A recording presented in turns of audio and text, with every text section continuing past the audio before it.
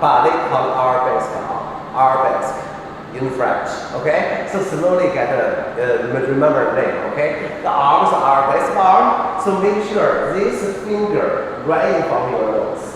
Okay? Don't open to the side. Right in front of your nose.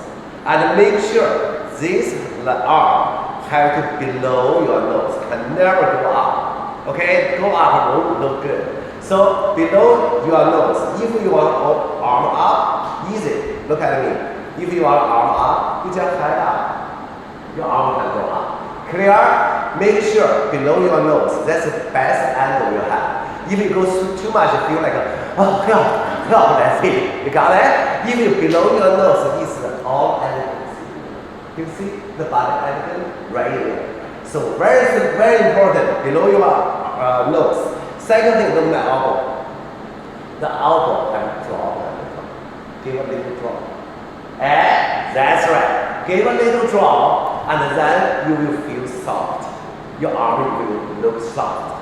You will straight like this, like stick, right? Soft. Yeah, there are two things when you do Arabesque arm. And look at our arm. Okay, so look at our arm. If I do this arm front, okay, the back arm you have to go behind your back.